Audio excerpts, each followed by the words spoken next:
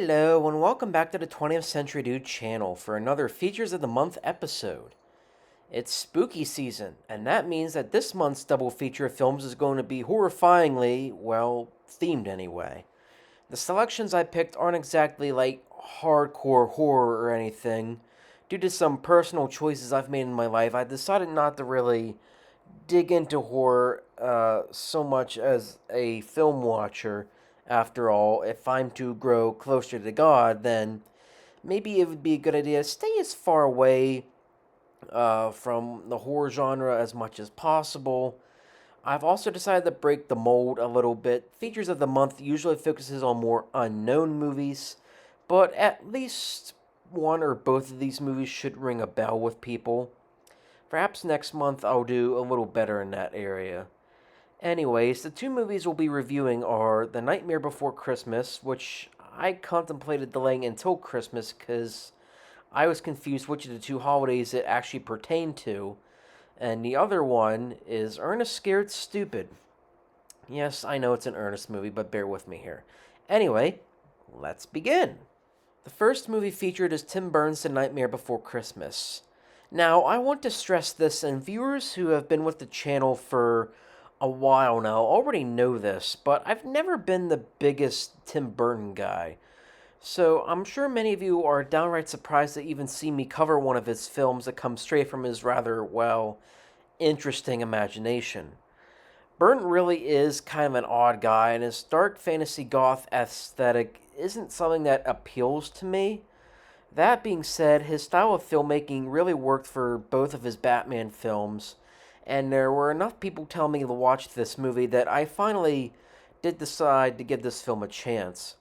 I picked up a VHS copy at a yard sale for 25 cents and put the tape in, and after watching the movie, this is my verdict.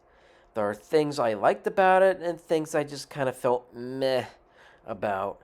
Thankfully, I can't say there's anything I downright hated about it, so there's a positive, I suppose. The biggest positive about the movie is definitely its production value, and I must say, I really do appreciate the craftsmanship that went into this film.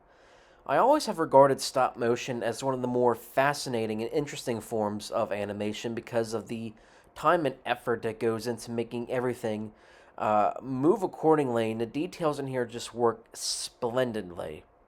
From the character movements, and I guess what you would call the set design, this is time and effort and work well spent.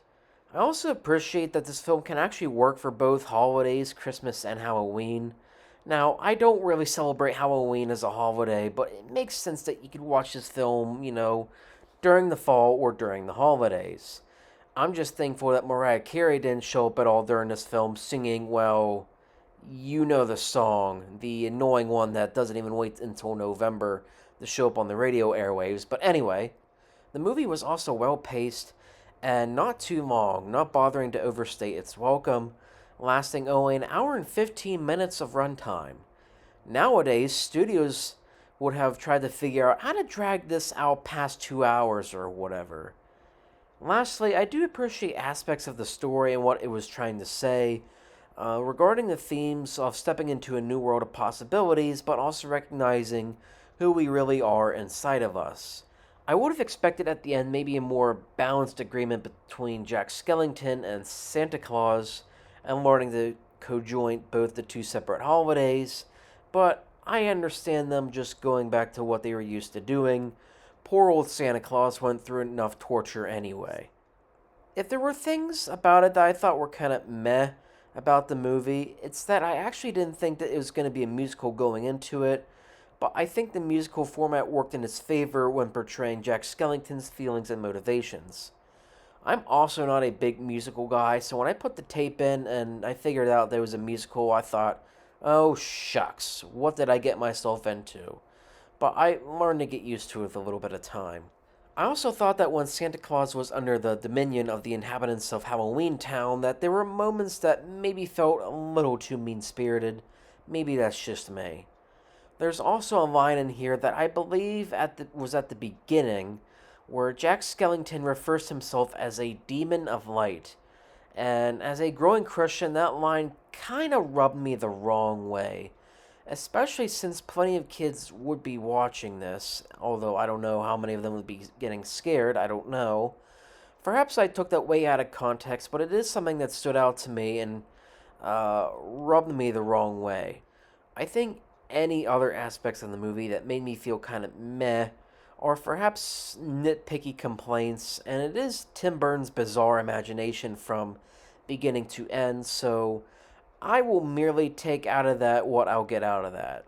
Again, I'm not the biggest Burton aficionado anyway, so make of that what you will.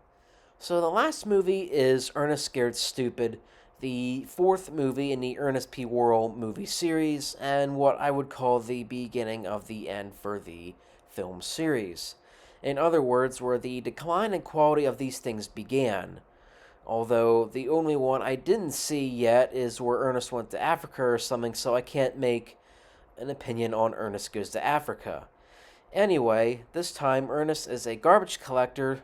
This poor man can't keep a consistent job. And he happens to accidentally unleash an old troll named Trantor, who apparently turns kids into wooden figures or something.